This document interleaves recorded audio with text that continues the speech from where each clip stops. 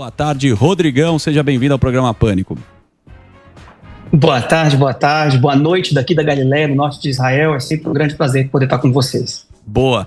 Bom, para contextualizar, acho que é um momento histórico que estamos vivendo nesse momento. Quando aconteceu o atentado no dia 7 de outubro, Benjamin Netanyahu falou que ia atrás dos líderes responsáveis, os líderes terroristas do Hamas. Então a gente tem primeiro uma história do Hezbollah para fazer uma cronologia e morreu o líder do Hamas. O que você nos conta, Rodrigão? Exato, então a gente tem que começar conversando sobre o último sábado. Nesse último sábado, apesar de que desde o dia 8 de outubro de 2023, o Hezbollah tem atacado Israel, o norte de Israel, constantemente, praticamente não passou nenhum único dia sem que o norte da nação de Israel não tivesse sido bombardeada por mísseis vindo do Hezbollah. Nesse último sábado agora, eles cruzaram uma linha vermelha, foi a gota d'água basicamente, porque eles enviaram um míssil contra um campo de futebol num sábado à tarde, onde haviam mais de 100 crianças brincando e jogando ali uma peladinha, jogando bola. E 12 crianças foram assassinadas, mais de 30 ficaram gravemente feridas, ainda tem várias crianças e adolescentes que estão em hospitais internados aqui. E esse foi o segundo dia, né, a segunda tragédia depois do dia 7 de outubro, o segundo evento que chocou a nação de Israel e eu diria nos relembrou mais uma vez, como se a gente precisasse de outra vez ser lembrado disso, mas da crueldade desse povo que quer a destruição da nação de Israel. Então nós, enquanto cidadãos, estávamos esperando que houvesse realmente uma resposta israelense. A gente sabia que isso era uma coisa que não poderia passar barato. Israel não podia deixar isso passar simplesmente em silêncio. Então, Israel realizou um ataque preciso que foi absolutamente incrível em Beirute, na capital do Líbano, eliminando através de um míssil de precisão que estourou no local específico onde estava o segundo no comando do Hezbollah. Um cidadão chamado Fouad Shukr. Agora, esse cara é um terrorista consagrado, tá? Ele tem, por exemplo, o Departamento de Estado americano ofereceu $5 milhões em recompensa já há muitos anos atrás para quem pudesse dar qualquer informação a respeito do paradeiro dele. Em 83 ele foi responsável por um atentado, em 1983 foi responsável por um atentado no Líbano que matou 241 soldados americanos e deixou mais 181 feridos. É um cara absolutamente sanguinário, era o número 2 em autoridade no Hezbollah, o conselheiro mais próximo do Hassan Nasrallah, que é o líder do Hezbollah. Então, o fato dele ter sido eliminado foi com certeza recebido com um suspiro de alívio por qualquer cidadão de bem. Eu acho que aqui é um motivo de espanto, que nós tivemos uma manifestação do governo brasileiro condenando esse ataque. De novo, né, mais uma demonstração das inúmeras que nós temos tido aí nos últimos meses do governo atual do Brasil se colocando do lado errado da história. Isso é uma lástima, uma tristeza para todos nós brasileiros. Isso aconteceu durante a noite. Pode falar. Isso foi na terça-feira, né? Isso foi na terça-feira. Isso, então o atentado foi no sábado. Na terça-feira, o cidadão responsável pelo atentado foi eliminado. Daí, algumas horas depois disso, durante um período extremamente relevante no Irã, porque eles estavam tendo basicamente a posse do novo presidente do Irã, com vários dignatários, entre eles, de novo, representantes do governo brasileiro presentes lá, Alckmin sentado do lado do representante do grupo terrorista dos Houthis e sentado do lado do representante do Hezbollah, sentado do lado do representante do Hamas, chamado Ismail Haniyeh. Então, a história do Ismail Haniyeh. Isso, mas só pra gente colocar no tempo. Isso aí foi na segunda-feira. Foi na segunda-feira que teve. Foi na segunda-feira, né? Que teve a posse do novo presidente do Irã, não é isso? Que tá lá o Alckmin, tá todo mundo que a gente viu. Isso foi na segunda-feira. Segunda-feira. Isso. Tá. Aí eles foram todos dormir, cada um voltou para sua casa, né? Isso. Digamos assim, para os seus hotéis onde estavam hospedados. o Ismail Haniyeh estava hospedado numa espécie de hotel, mas na verdade é um centro das forças revolucionárias iranianas, uma instalação militar extremamente segura, por isso inclusive que nós não temos imagens. Vocês podem notar que a mídia não publicou nenhuma imagem do ataque, diferente de como foi no Líbano, onde foi um prédio atacado normal, mas aqui no Irã foi uma instalação altamente secreta das forças revolucionárias iranianas, onde o Ismail Haniyeh estava hospedado. Agora, ele foi supostamente, e eu preciso dizer supostamente, aparentemente, foi uma operação militar israelense.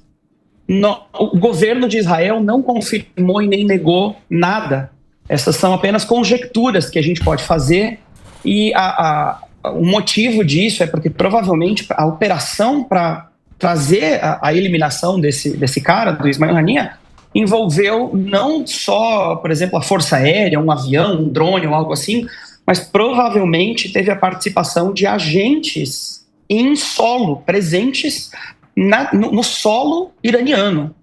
Então, como é uma situação extremamente delicada e a gente está poucas horas só depois desse evento, o governo israelense ainda não se manifestou. Na verdade, houve aqui uma ordem, né, vindo do alto do governo, para nenhum membro do parlamento, nenhum membro de governo fazer nenhuma manifestação oficial a respeito da eliminação desse que é o líder da ala política do Hamas.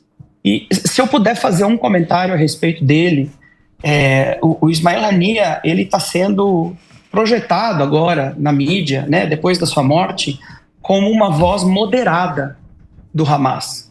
E essa é outra incongruência que a gente está enxergando aqui na maneira como Israel e a guerra nesse momento está sendo tratada pela grande mídia internacional. Tem uma agenda aqui muito anti-sionista, muito anti-israelense, muito provavelmente muito antissemita também, inclusive na forma como isso está sendo retratado. Porque, por exemplo, retratar o Ismail Haniyeh como um líder moderado, eu pergunto para vocês, senhores, aqui, como é que pode haver um líder moderado de uma organização terrorista? Ele foi o mandante, o idealizador de uma série de eventos sangrentos, sanguinários, não só contra o povo judeu, também contra os próprios palestinos, porque em 2006, quando o Hamas assumiu o controle da faixa de Gaza, eles cometeram atrocidades contra os líderes de um grupo de oposição ao Hamas, chamado Fatah. Jogaram as pessoas de cima de telhados, estrangularam um monte de gente, mataram pessoas em praça pública. Ele era um carniceiro, um sanguinário, e apesar de nós não podermos oficialmente parabenizar Israel por essa operação muito bem feita, eu ainda assim, nesse momento, respiro um pouquinho mais aliviado de saber que esse cidadão não está mais respirando o mesmo ar que nós. E ele comemorou dia 7 de outubro, né? O líder do Hamas, né? Quando teve comemorou dia 7, tem uma imagem dele na televisão vendo o ataque, né? O atentado, e ele comemora, né? Então moderado não era. Exato. Agora, deixa eu perguntar para você, porque agora, Israel também mexeu lá com o Fuad, né? Que é o do Hezbollah. Certo. Israel está em várias frentes aí nessa. É uma guerra, né? São dois lados, né? E agora fez um ataque dentro do Líbano e fez um ataque também no Irã. Isso. Vocês aí que moram aí, vocês estão preocupados com o ataque do Irã? Porque o Irã também tem muita força, né, nessa região. Sim. As últimas semanas nós temos visto realmente um agravamento as chamas estão aumentando, digamos assim, tá? Em todo o Oriente Médio. A gente está vendo aí manifestações desde o Erdogan dizendo que vai agir em solidariedade ao Líbano e que ele consegue com muita facilidade colocar soldados para invadirem o território israelense. E agora, depois dessa operação, a gente teve também manifestações do próprio Irã dizendo que Israel cometeu aqui um erro tático, porque essa havia sido uma operação que de maneira alguma vai ficar impune e que Israel vai sofrer aí as consequências de ter feito isso num momento tão festivo, tão importante, tão solene para a nação iraniana. Quanto a nós, a pergunta foi como que nós, cidadãos israelenses, estamos nos sentindo. Eu acho que, em primeiro lugar, nós estávamos aguardando, eu creio que aqui eu posso falar, talvez pela maioria da população de Israel, nós estávamos aguardando realmente por uma demonstração decisiva de força de Israel. A gente vinha sentindo que ao longo dos últimos meses, apesar de todos os pesares, de nós entendermos, por exemplo, a situação humanitária em Gaza e tudo mais, que o governo israelense vinha cedendo com muita facilidade às pressões internacionais e projetando, portanto, uma aparência de fraqueza para os nossos vizinhos, que às vezes não são tão amigáveis. E no Oriente Médio você não pode projetar fraqueza em momento algum. E acho que a grande vitória dessas últimas 24 horas foi que nós provamos para o mundo que nenhum desses líderes está a salvo. Que se qualquer um deles está respirando ainda, é só porque Israel permite. E essa realização, ela é importante para o nosso posicionamento estratégico no Oriente Médio.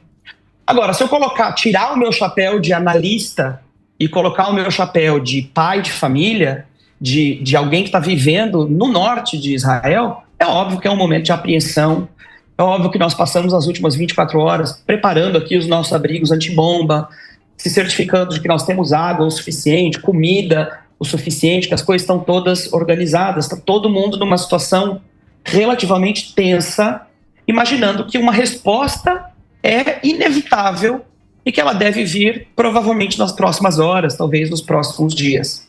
A grande questão aqui é saber se a resposta vai ser, se ela vai ser fictícia, se ela vai ser teatral, como aconteceu já várias vezes ao longo aí desses últimos meses, né, as forças extremistas islâmicas à nossa volta não podem deixar a sua moral cair dessa forma. Então, às vezes eles fazem uma demonstração meio escandalosa de força, mas que não tem nenhum efeito efetivo no balanço dessa guerra. Ou essa pode ter sido também a gota d'água para eles, assim como o ataque no último sábado foi para Israel, e eles podem agora decidir partir para uma escalada muito maior da guerra.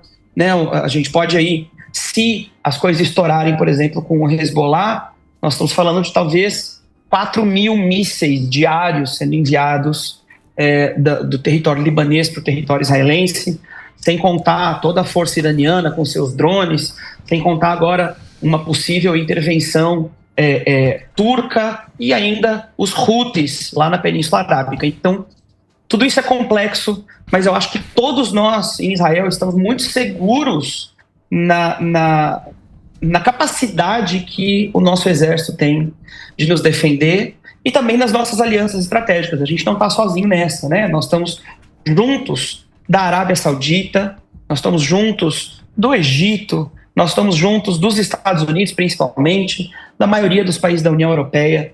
Então, eu acho que essa aliança estratégica ainda tem o bem maior da humanidade em vista e acredito que eles agiriam da forma correta caso nós entrássemos num ataque de grande escala. Bom, então, você explicou bem, né? Está bem colocado aí o que aconteceu, às 2 da manhã que aconteceu esse ataque. O líder, que eles falam que é líder político, acho que é líder do Hamas mesmo, né? Esse Ismael aí, o papel do Ismael Haniyeh é o chefão. É o chefão. Ele que estava lá no... Deu entrevista para a BBC, ele estava comemorando dia 7 de outubro. Ele é a cara pública, né? A cara pública do Hamas, enquanto o Yahya Sinwar é o cara que está lá debaixo da terra comandando a guerrilha. Isso, então, ele estava numa edificação que parece ser muito protegida, não era um hotel, não era uma casa, era uma... Não. E foi uma operação muito bem sucedida. Estratégica, né? Até então ninguém confirmou nada, mas parece ser do Mossad, né? Mas Eu acho que o ponto... Muito provavelmente. O ponto também que falam, né, Rodrigão, que tem um outro líder do Hamas que me parece que está nos túneis, né, lá em Gaza, e esse é também um possível alvo, né, que é um objetivo também de Israel, que é eliminar os líderes terroristas que estavam no Catar, tomando champanhe, né, são bilionários. Vale lembrar que essas duas... Esse aí estava no Catar, né? Este era um dos líderes do Hamas que vivia no Catar, protegido. E os filhos dele estavam... Filhos e netos... Estavam lá em Gaza. Né, que foram abatidos, né, Rodrigo? Exato. Qualquer pretensão que as pessoas tenham de pintar o Ismail Haniyeh ou mesmo o Yahya Sinwar como guerrilheiros, combatentes, revolucionários, aquela coisa meio Che Guevara, é uma coisa absurda, ridícula. Eles são todos bilionários que vivem nababescamente às custas do sofrimento do povo palestino. O Ismail Haniyeh tinha essa função de fazer a ponte, basicamente, entre os combatentes do Hamas, os terroristas que estão lá nos túneis, e as pessoas que estão dispostas a patrocinar essa máquina do terror. Então ele era o cara que conectava o Hamas com o resto do mundo. Por isso foi uma baixa extremamente relevante para o Hamas. O Hamas agora está em absoluto caos. Eu lembro vocês também que faz poucos dias o exército israelense eliminou o Mohammad Def, que era outro, talvez o terceiro no escalão do Hamas, o líder da ala militar do Hamas. Só falta o Sinwar e talvez o porta-voz do Hamas ainda dentro de Gaza. Então toda a liderança do Hamas está sendo eliminada uma a uma e sinceramente a gente não vê a hora de colocar mais alguns nomes nessa lista, que a hora que esses caras saírem de cena, a gente pode começar a tratar de um dia melhor para o povo palestino, que com certeza merece muito melhor do que essa liderança terrível. Porque aí virou refém, né? O povo palestino virou refém. Exato. Terrorismo. E falta, acho que um ponto para a gente colocar aqui é como vai ser a história dos reféns, como que vai ser essa negociação agora, porque ainda existem reféns israelenses, né? O povo continua lá preso e não tem notícia, né? O que você acha? Quais são os próximos passos? Quantos reféns ainda tem que não foram identificados? Olha, é difícil nós sabermos o número dos que estão vivos ou dos que não estão. Um pouco mais de 100 reféns ainda estão dentro dos túneis em Gaza ou em posse do Hamas. E aqui realmente talvez o ponto mais sensível dessas duas operações dos últimos dias, principalmente em se tratando do Ismail Haniyeh. Por quê? Porque toda a mediação, toda a negociação para nós chegarmos a um acordo com o Hamas que busca a liberação dos reféns estava sendo através do Ismail Haniyeh. Porque o Yahya Sinwar, que é o líder de fato, que é quem toma as decisões de fato, ele está dentro de Gaza, debaixo da terra. Ele não está no Catar, ele não está se comunicando com ninguém. Então agora nós eliminamos a pessoa que era tecnicamente o porta-voz, era quem estava lá num papel de tentar supostamente mediar uma negociação. Boa. Por outro lado, é importante entender que o Hamas só vai aceitar uma negociação efetiva se ele compreender que ele não tem saída. Enquanto o Yahya Sinwar, lá no túnel em Gaza, sentir que ele tem qualquer outra opção, ele vai continuar enrolando eternamente sem chegar em um acordo. Quanto mais a gente fecha o cerco em volta dele e ele sentir que ele vai morrer, maiores são as chances dos reféns serem liberados. Mas não resta dúvida, todos nós sabíamos que talvez fôssemos chegar em um momento onde o governo de Israel precisasse tomar uma decisão estratégica, ou dar um passo de eliminar alguém estratégico importante, mas talvez prejudicar o processo de negociação, ou deixar a pessoa viva e tentar continuar levando a negociação para frente aos trancos e barrancos. Eu acredito que, por mais que seja doloroso, que a decisão correta foi tomada, que esse golpe, a força ou a aparência de força do Hamas foi mais importante do que um possível atraso nas negociações. E óbvio que a gente continua com toda a esperança de que nós consigamos chegar a um acordo com o Hamas pela liberação dos reféns o mais rápido possível. Rodrigo, obrigado aí pelas informações, Alain. Rodrigo, que hora é agora? Agora Agora são 7h40, mais ou menos. 7h37. Obrigado pelas informações, obrigado pelo papo. É o Rodrigo em Israel, para você seguir aí no Instagram. Isso aí. O Rodrigo é um brasileiro. Bastante. Oi, pode falar. Não, só ia dizer, estou postando muita informação, tanto no Instagram quanto no YouTube, vídeos bem aprofundados, explorando todos esses assuntos. Ainda ontem liberei um vídeo bem profundo, contando toda a história do Hezbollah, para quem quer entender mais. Você pode me procurar no Instagram, no YouTube. Muito, muito obrigado pela oportunidade de estar aqui de novo com vocês. Show. Valeu, um abração para você e obrigado aí pelo seu tempo.